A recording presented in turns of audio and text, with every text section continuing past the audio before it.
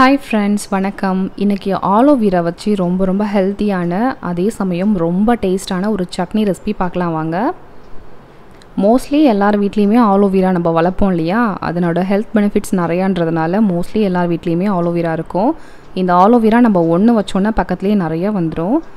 இந்த ஆலோ வீராவில் vitamin A, B, C, E அப்புறம் சில அமினோ ஆசிட்ஸ் எல்லாம் இருக்குது. இந்த ஆலோ வீரா வெயிட் லாஸ்க்கு ரொம்ப ஹெல்ப் பண்ணும்.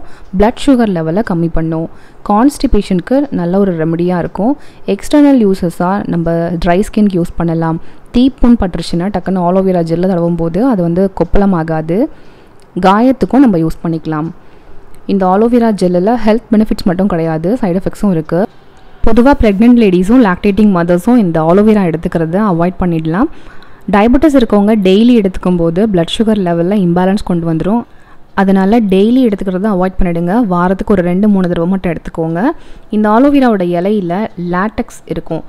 நம்ம கட் பண்ணும்போது மஞ்சள் கலரில் வந்து ஒரு லிக்விடாக வரும் இல்லையா, அதுதான் லேட்டெக்ஸ். இதை வந்து நம்ம ஒழுங்காக கழுவாமல் யூஸ் பண்ணும்போது நமக்கு டயரியா வந்துடும். இந்த ஆலோவீராவில் இந்த எல்லோ கலரில் வர அந்த லேட்டெக்ஸை வந்து கம்ப்ளீட்டாக நம்ம கழுவிடணும். குறைஞ்சதும் ஆலோவீராவை தோல் நீக்கிட்டு 5 முறையாச்சும் நல்லா கழுவணும். வாங்க இந்த சட்னி எப்படி அரைக்கிறதுன்னு பார்க்கலாம். நான் இந்த சட்னிக்காக ஒரு வெங்காயம், 3 தக்காளி, ஒரு பச்சை மிளகா, 1 இன்ச் சைஸில் இஞ்சி எடுத்திருக்கேன். இப்போ எல்லாத்தையும் நம்ம கட் பண்ணி எடுத்துக்கலாம். உங்களுக்கு மைல்டான புளிப்பு போதும்னா நீங்கள் 2 தக்காளி மட்டும் ஆட் பண்ணிக்கோங்க. இஞ்சி வந்து கண்டிப்பாக சேர்த்துக்கோங்க. இஞ்சி ஸ்கிப் பண்ணாதீங்க, அதுதான் நல்லா ஃப்ளேவர் கொடுக்கும். கூடவே 4 பல்லு பூண்டு சேர்த்துக்கலாம். தாளிக்கிறதுக்காக கொஞ்சமாக கருவேப்பிலை எடுத்துக்கலாம். இப்போ நம்ம கத்தாழையோட மேலே இருக்க தோல் எல்லாமே கம்ப்ளீட்டாக நீக்கிடலாம். ஒரு சின்ன பீஸ் கூட விடாதீங்க, எல்லா தோலையும் கம்ப்ளீட்டாக ரிமூவ் பண்ணிவிடுங்க. இப்போ எல்லா தோலும் நீக்கியாச்சு.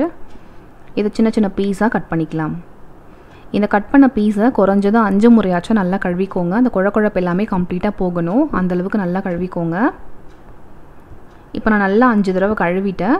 பாருங்கள், பீஸ் எல்லாமே தனித்தனியாக இருக்குது. அந்த குழப்பெல்லாம் மேக்ஸிமம் போயிடுச்சு. எப்பயுமே நம்ம வந்து கத்தாழையை கழுவாமல் யூஸ் பண்ணக்கூடாது. நம்மளால் எந்த அளவுக்கு கழுவ முடியுமோ அந்தளவுக்கு கழுவிட்டு தான் யூஸ் பண்ணணும். குழப்பே இல்லை பாருங்கள். இப்போ நம்ம சட்னிக்கு வதக்கிடலாம். ஒரு வாணலில் ஒரு குழிக்கரண்டி அளவுக்கு எண்ணெய் ஆட் பண்ணிக்கோங்க. அதில் காரத்துக்காக நான் 5 காஞ்ச மிளகாய் ஆட் பண்ணுறேன். உங்களோட காரத்துக்கு ஏற்ற மாதிரி மிளகாயோட அளவை நீங்கள் மாற்றிக்கோங்க. மிளகா கருகிடாமல் லைட்டாக கலர் மாறும்போது மிக்ஸி ஜாரில் எடுத்து மாற்றிக்கலாம். நம்ம ஏற்கனவே ஒரு பச்சை மிளகாவும் வச்சுருக்கோம், அதனால் மிளகாயோட அளவை நீங்கள் உங்கள் காரத்துக்கு ஏற்ற மாதிரி மாற்றிக்கோங்க. 1 டேபிள் ஸ்பூன் அளவுக்கு கடலைப்பருப்பு வறுத்துக்கலாம். இந்த கடலைப்பருப்பு வந்து சட்னிக்கு நல்லா ஒரு திக்னஸ் கொடுக்கும்.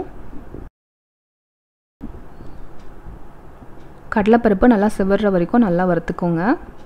அடுத்ததான் நம்ம கட் பண்ணி வச்சுருக்கோம் இல்லையா, பச்சை மிளகா, இஞ்சி, பூண்டு, வெங்காயம், இது எல்லாத்தையும் சேர்த்துடலாம்.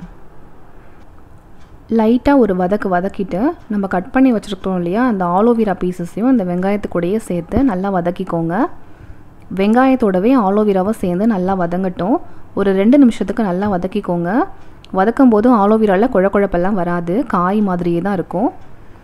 இதில் 1 பிஞ்ச் அளவுக்கு மஞ்சள் பொடி ஆட் பண்ணிக்கலாம். கற்றாழை பொதுவாக குளிர்ச்சின்னு சொல்லுவாங்க இல்லையா, அதனால் 1 பிஞ்ச் மஞ்சத்தூள் ஆட் பண்ணிக்கிட்டிங்கன்னா நல்லாயிருக்கும். இப்போ ஆலோவீரா நல்லா வதங்கிடுச்சு. கட் பண்ணி வச்சுருக்கிற தக்காளியும் சேர்த்துடலாம். தக்காளி வதங்கிறதுக்காக சட்னிக்கு தேவையான உப்பையும் ஆட் பண்ணியாச்சு. ஒரு சின்ன துண்டு புளி ஆட் பண்ணிக்கலாம். இந்த புளி சட்னிக்கு நல்லா ஒரு டேஸ்ட் கொடுக்கும். இது நல்லா குழைய வதக்கிக்கோங்க, நம்ம நார்மலாக சட்னிக்கு வதக்கிற மாதிரி. பாருங்கள், நல்லா வதங்கிடுச்சு. ஆலோவீரா கரையவே இல்லை. ஸ்டவ் ஆஃப் பண்ணிவிட்டு இதை நல்லா ஆற வச்சுக்கோங்க. இப்போ நல்லா ஆறிடுச்சு. ஏற்கனவே நம்ம மிளகா வறுத்து வச்சுருக்கோம் இல்லையா, அது கூட சேர்த்து அரைச்சிக்கலாம். பாருங்கள், நம்மளோட ஆலோவீரா சட்னி சூப்பராக ரெடி ஆகிடுச்சு. இதில் ஆலோவீரா கலந்துருக்காங்கன்னு கண்டிப்பாக கண்டே பிடிக்க முடியாது. ரொம்ப டேஸ்டியாக இருக்கும். நீங்களும் ட்ரை பண்ணி பாருங்கள். இப்போ தாளிக்கிறதுக்காக 1 ஸ்பூன் எண்ணெய் சேர்த்துக்கலாம். அதில் 1/2 ஸ்பூன் கடுகு, 1/2 ஸ்பூன் உளுத்தம்பருப்பு, கொஞ்சமாக கருவேப்பிலை சேர்த்துட்டு தாளிப்பை சட்னியில் ஆட் பண்ணிடலாம்.